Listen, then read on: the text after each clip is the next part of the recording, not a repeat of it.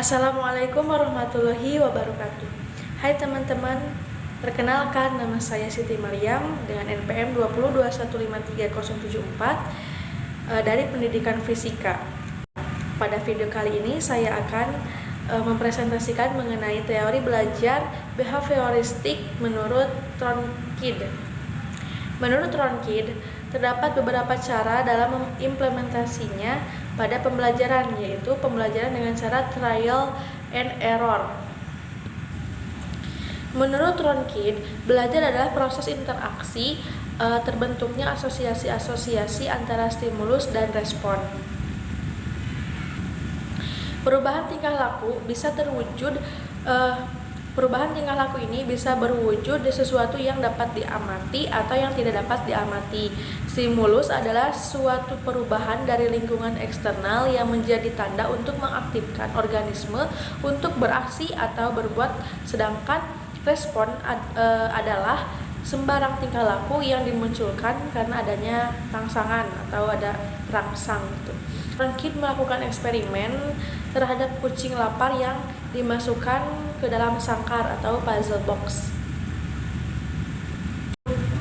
Eksperimen ini memberikan pengetahuan bahwa agar tercapai hubungan antara stimulus dan respon perlu adanya kemampuan untuk memilih respon yang tepat, serta melalui usaha-usaha atau percobaan-percobaan yang disebut dengan trial dan kegagalan-kegagalan atau error terlebih dahulu. Atas dasar percobaan dengan kucing, Tronkid mengemukakan ciri-ciri belajar dengan metode trial and error.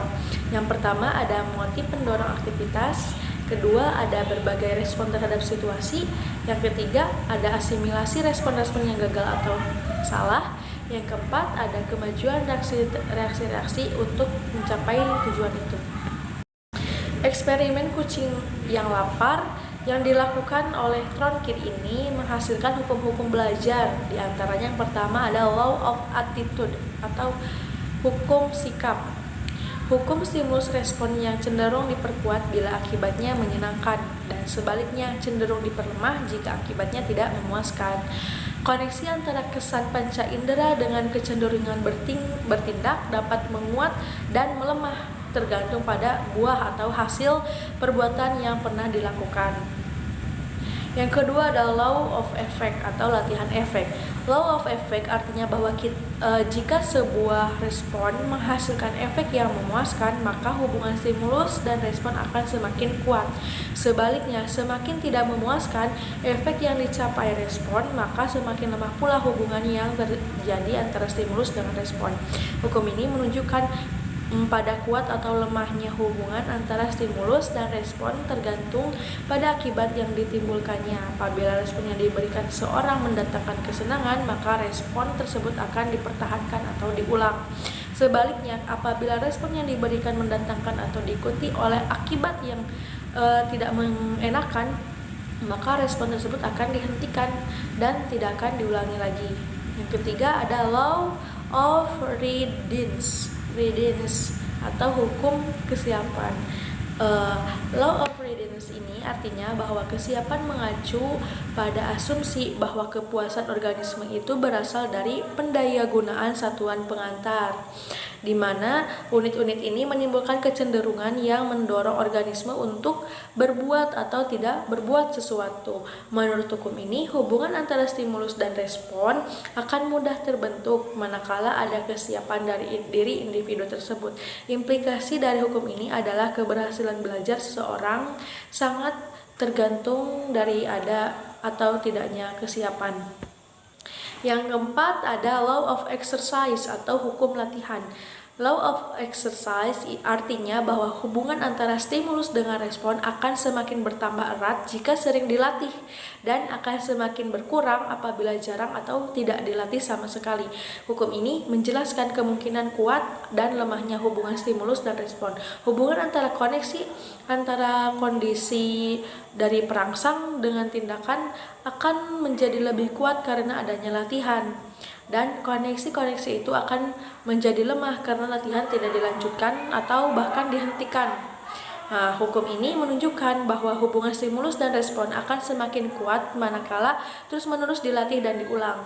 Sebaliknya, hubungan stimulus dengan respon ini akan semakin lemah manakala tidak pernah diulang.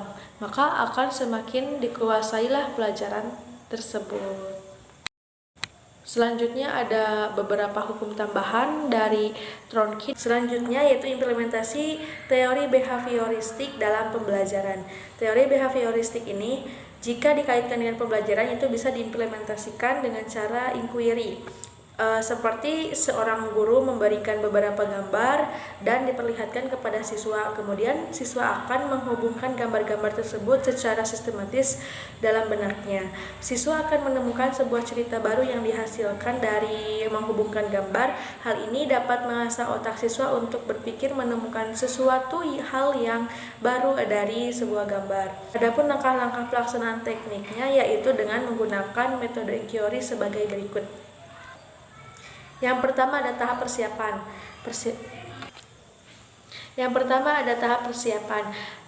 Di antaranya yaitu persiapan ruangan tempat belajar yang nyaman dan variatif. Kemudian tentukan tujuan yang akan dicapai dalam pembelajaran, perhatikan perbedaan individual dan kelompok, persiapkan alat dan bahan yang akan digunakan yang dapat menunjang motivasi siswa untuk melaksanakan proses belajar. Kedua yaitu tahap pelaksanaan. Nah, diantaranya guru mempersiapkan gambar secara individual atau kelompok. Apabila dilakukan secara berkelompok, maka buatlah menjadi beberapa kelompok yang terdiri dari 4-5 orang. Selanjutnya, selama belajar, perhatikan minat, keseriusan, ketekunan, dan keaktifan dari siswa.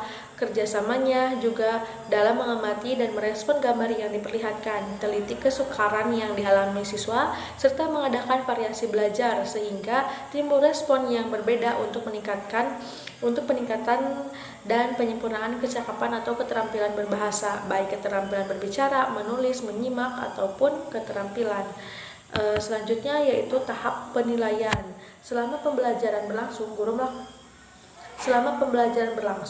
guru melakukan koreksi atau penilaian terhadap proses pelaksanaan pembelajaran, baik dari kerjasama, keaktifan siswa dalam melaksanakan belajar, serta hasil kerjasama siswa. Berikan reward yang merupakan hadiah atau pujian bagi siswa atau kelompok yang berprestasi.